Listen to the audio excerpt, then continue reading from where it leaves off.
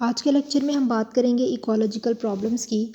Human population जो है वो लास्ट फ्यू हंड्रेड ईयर से इंक्रीज़ हो रही है। ह्यूमन रिसोर्सेज को यूज़ कर रहे हैं अपनी ज़रूरियात को पूरी करने के लिए, अपनी पॉपुलेशन को ग्रो करने के लिए। लेकिन ह्यूमंस जो हैं वो ये नहीं सोच रहे कि they are also a part of world ecosystem. वो इन वर्ल्ड रिसोर्सेज को वेस्ट कर रहे हैं, जिसकी वजह से बहुत ज़्यादा इकोलॉजिकल प्रॉब्लम्स हो गई हैं। क्योंकि अगर इकोलॉजिकल प्रॉब्लम्स की बात कर रहे हैं तो इसमें जो ये जिन रिसोर्सेज को वो यूज़ कर रहे हैं वो भी एक लिमिट में है, कि उनकी भी एक लिमिट है। तो उनकी पॉपुलेशन की ग्रो की वजह से कि वो दिन ब दिन बहुत ज़्यादा ग्रो कर रहे हैं, तो उसने उन रिसोर्सेज को कम कर दिया है, जिसकी वजह से ये सारी प्रॉब्लम्स क्रिएट हुई हैं। तो अब यहाँ पे ह्यूमन पॉपुलेशन ग्रोथ को हम डिस्कस करेंगे। ये एज अ लॉन्ग क्वेश्चन भी आ सकता है और इसमें कुछ एमसीक्यूज़ भी बनते हैं जो मैं आपको बता दूंगी। अब यहाँ पे सबसे पहले ह्यूमन पॉपुलेशन ग्रोथ में बताया हुआ है कि carrying capacity of the earth. सबसे पहले अगर हम देखें कैरिंग कैपेसिटी को, तो कैरिंग कैपेसिटी उसे कहते हैं कि maximum population size of a biological species that can be sustained in an environment. यानी कि एक मैक्सिमम पॉपुलेशन साइज़, किसी भी बायोलॉजिकल स्पीशीज़ के हम मैक्सिमम पॉपुलेशन साइज़ की बात करते हैं जो कि उस इन्वायरमेंट में रह रहा हो। यानी कि एक इन्वायरमेंट है, उसमें बायोलॉजिकल कोई भी स्पीशी रह रही है, उसका जो मैक्सिमम पॉपुलेशन साइज़ है, यानी कि एक इन्वायरमेंट में कितनी बायोलॉजिकल स्पीशीज़ रह रही हैं, उसको हम कहते हैं कैरिंग कैपेसिटी। यानी कि maximum population size of a biological species that can be sustained in environment. एक इन्वायरमेंट में कितनी बायोलॉजिकल स्पीशीज़ जो हैं वो सस्टेन कर सकती हैं, that is the carrying capacity. अब ह्यूमन पॉपुलेशन जो है वो दिन ब दिन इंक्रीज़ हुई, ठीक है। Increasing human population is the root of all environmental problems. तो ये जितनी भी इन्वायरमेंट में प्रॉब्लम्स हैं, इसकी जो जड़ है वो ह्यूमन पॉपुलेशन का इंक्रीज़ होना है। ह्यूमन पॉपुलेशन जो है वो ग्रोइंग एक्सपोनेंशियली, बहुत जल्दी ग्रो कर रही है, जिसकी वजह से the earth has a carrying capacity, जिसकी वजह से जो रिसोर्सेज हैं उनका सप्लाई लिमिटेड है। क्योंकि ये रिसोर्सेज जो हैं ये लिमिटेड हैं, तो इनकी वजह से ये जो पॉपुलेशन है ये कैरिंग कैपेसिटी को स्टेबलाइज नहीं कर पा रही। ये कैरिंग कैपेसिटी को स्टेबलाइज हम कहते हैं टू मेक स्टेबल। तो ये कैरिंग कैपेसिटी को स्टेबल नहीं कर पा रही, जिसकी वजह से ये पॉपुलेशन भी स्टेबल नहीं हो रही। तो इससे बहुत सारी प्रॉब्लम्स क्रिएट हो रही हैं, जैसे कि इनको बहुत ज़्यादा परेशानी हो रही है, वार हो रही है, डिजीज़ आ रही हैं, कहत पड़ रहा है। तो ये सारी इसी वजह से प्रॉब्लम्स आ रही हैं ह्यूमन की पॉपुलेशन इंक्रीज़ होने की वजह से, क्योंकि वो अपनी कैरिंग कैपेसिटी को मेनटेन नहीं कर रहे। अगर हम किसी भी अर्थ की कैरिंग कैपेसिटी की बात करें तो वो फिक्स नहीं है, ठीक है। ये डिपेंड करती है कि वहाँ पर कोई कितने लिविंग ऑर्गेनिज्म आके रह रहे हैं, डिज़ायर्ड स्टैंडर्ड ऑफ लिविंग, ठीक है, उस पर ये डिपेंड करती है। अब यहाँ पे जिसकी वजह से ये जो रिसोर्सेज हैं ये तमाम जो वहाँ पे पॉपुलेशन है उसको इक्वली डिस्ट्रीब्यूट नहीं हुए हुए, ठीक है। अब आगे यहाँ पे एक एमसीक्यूज बनता है कि the current population of the earth is 6.1 billion. के करंट पॉपुलेशन क्या है अर्थ पे, 6.1 बिलियन है। और तमाम एनवायरमेंटलिस्ट जो हैं वो इस बात पे एग्री करते हैं कि ये नंबर बहुत ज़्यादा है, ये बहुत ज़्यादा पॉपुलेशन है। अब आगे बात की हुई है एज स्ट्रक्चर और एज पायरामिड के बारे में।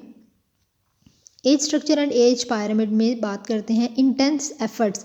इंटेंस हम कहते हैं कि बहुत ज़्यादा एफर्ट करने की ज़रूरत है, ठीक है, इसको कंट्रोल करने के लिए पॉपुलेशन ग्रोथ को। अगर ये पॉपुलेशन ग्रोथ को कंट्रोल नहीं करेंगे तो ये तकरीबन, हम अगर आगे 50 सालों की बात करें तो ये इस पॉपुलेशन से, यानी कि जैसे अब 6.1 है तो ये आगे जाके इससे डबल हो जाएगी, 12 हो जाएगी, ठीक है। 50 ईयर्स में इससे भी डबल हो जाएगी।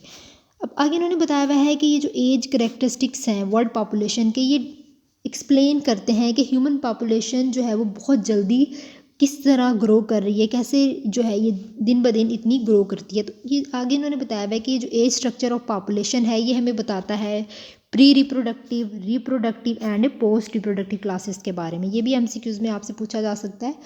अब जो प्री रिप्रोडक्टिव और पोस्ट रिप्रोडक्टिव आपने शायद फर्स्ट टाइम सुना हो, रिप्रोडक्टिव आपने सुना होगा। तो प्री रिप्रोडक्टिव हम कहते हैं कि ये जो एज होती है 14 साल की जो एज होती है वो प्री रिप्रोडक्टिव में आती है, ठीक है। उसके अलावा जो पोस्ट रिप्रोडक्टिव है इसमें 45 से एज स्टार्ट होती है, ठीक है। 45 से ऑनवर्ड जो जब तक उसकी लाइफ एंड नहीं हो जाती, that is the post reproductive. Age structure जो है इसको रिप्रेजेंट किया जाता है एज पायरामिड के ज़रिए। अब जो एज पायरामिड है ये क्या चीज़ है कि ये पायरामिड बेसिकली एक शेप होती है, ये शो करता है distribution of various age groups in a population. किसी भी पॉपुलेशन में डिफरेंट जो ग्रुप्स हैं, एज ग्रुप्स हैं, उसको ये शो करता है कि किस तरह वो जो उनको हमने किसी भी पॉपुलेशन की एज के हिसाब से किस तरह उनको डिस्ट्रीब्यूट करना है। That is the age pyramid. Age pyramid in developing countries. अब यहाँ पे एज पायरामिड जो है ये एक ब्रॉड बेस है डेवलपिंग कंट्रीज़ में, जो तरक्की पजीर ममालिक हैं वहाँ पे क्या है कि इनका जो हाई बर्थ रेट है उसके बारे में ये इंडिकेट करता है। It indicates high birth rate but they have high infant mortality. वहाँ पे बर्थ रेट तो अगर इंक्रीज़ है लेकिन वहाँ पे इन्फेंट मोर्टेलिटी है। मोर्टेलिटी हम कहते हैं शरह अमवात को, और इन्फेंट यानी कि यहाँ पे जो बच्चे हैं उनकी बहुत जल्दी मौत हो जाती है कि वो उनके भी फर्स्ट बर्थडे होती है और उससे पहले तकरीबन 1 साल के अंदर जो है उनकी डेथ हो जाती है।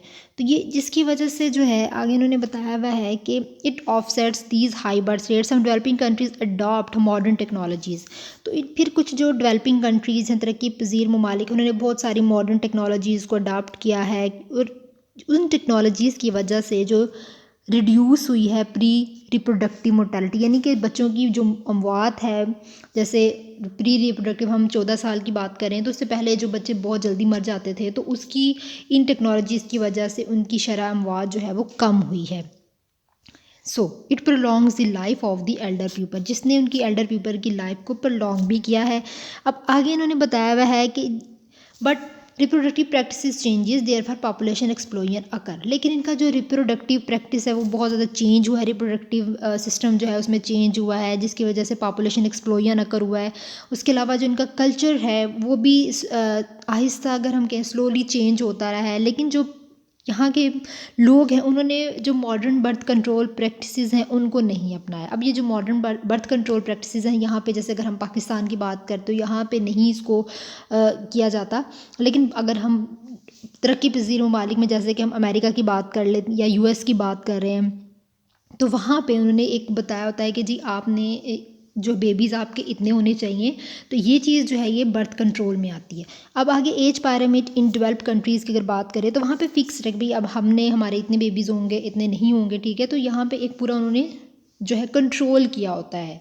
तो यहाँ पे आगे उन्होंने बताया हुआ है कि जो पॉपुलेशन ग्रोथ है वो स्लो है डेवलपिंग कंट्रीज़ में, कि वहाँ पे इतनी ज़्यादा जो पॉपुलेशन है वो उसकी ग्रोथ नहीं है, वो कम है। वो इसलिए क्योंकि वहाँ पे रिप्रोडक्टिव जो क्लास है वो बैलेंस्ड, उन्होंने हर चीज़ को तवाज़न में रखा हुआ है।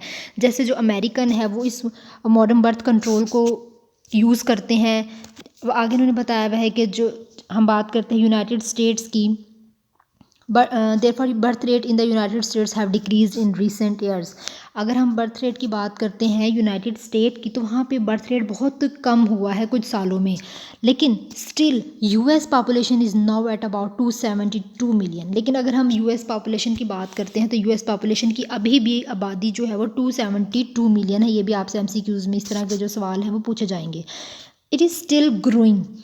अब जैसे इमिग्रेशन हम कहते हैं कि कोई भी अपना मुल्क छोड़ के जो है वो उनके मुल्क में अगर यूएस में आ जाता है, डेट इज़ इमिग्रेशन। तो इमिग्रेशन की वजह से यूनाइटेड स्टेट में पॉपुलेशन बहुत ज़्यादा इंक्रीज़ हुई है जिसकी वजह से अभी तक 272 मिलियन है। अब आगे उन्होंने बताया हुआ है कि जैसे 2 मिलियन लीगल और इलीगल जो है लोग यहाँ पर हर साल यूएस में आते हैं, जिसकी वजह से जो यूएस की पॉपुलेशन है वो इंक्रीज़ हुई है बहुत ज़्यादा। और ये तकरीबन अगर हम 2050 की बात करते हैं तो 500 मिलियन और इससे ज़्यादा इंक्रीज़ हो सकती है। The current standard living can support only 200 million people. लेकिन ये जो यूनाइटेड स्टेट की अगर बात करते हैं उनके जितने भी रिसोर्सेज हैं वो तकरीबन सिर्फ 200 मिलियन लोगों को ही जो है सपोर्ट कर सकते हैं। तो इनकी जो गवर्नमेंट है वो ट्राई कर रही है कि वो अपने स्टैंडर्ड्स को बढ़ाए और 200 मिलियन से ज़्यादा लोगों को सपोर्ट कर सके। तो क्योंकि उनके पास इतने, ज़ाहिर सी बात है, रिसोर्सेज लिमिटेड हैं। जैसे यहाँ पे 272 मिलियन लोग हैं तो 200 मिलियन पीपल को वो सपोर्ट कर सकती है। तो जिसकी वजह से इनमें भी बहुत ज़्यादा प्रॉब्लम हुई है। जैसे कुछ लोग होमलेसनेस है, उनके पास घर नहीं है, वो भूख का शिकार है, उनके पास रिसोर्स डिप्लीशन है, पोल्यूशन बहुत ज़्यादा हो गई है। तो ये सारी इकोलॉजिकल प्रॉब्लम्स हैं जो कि ह्यूमन पॉपुलेशन ग्रोथ की वजह से आए हैं। अब यहाँ पे ये एज पायरामिड उन्होंने शो किया हुआ है ह्यूमन पॉपुलेशन का, कि यहाँ पे ये यूनाइटेड स्टेट है और ये कीनिया है। अब देखिए यूनाइटेड स्टेट में कोई एक शेप प्रॉपर नहीं है, लेकिन जो कीनिया है इसमें एक प्रॉपर शेप आपको नज़र आ रही है पैरामिड जैसी। अब यहाँ पे जो है एज दिखाई हुई है, यहाँ पे एक साइड पे एज शो की हुई है, उसके बाद एक साइड पे परसेंट ऑफ पॉपुलेशन के बारे में बताया हुआ है। जो डार्क कलर है ये मेल को शो कर रहा है और जो लाइट है वाइट वो फीमेल को शो कर रहा है। अब यहाँ पे इसमें बताया हुआ है एक तो एज और साथ में इन्होंने फीमेल बताई हुई है कि इसकी परसेंट इतनी है और मेल की परसेंटेज इतनी है। ठीक है, तो आज के लेक्चर में हमने इकोलॉजिकल प्रॉब्लम को डिस्कस कर लिया है। नेक्स्ट लेक्चर में हम पोल्यूशन को डिस्कस करेंगे।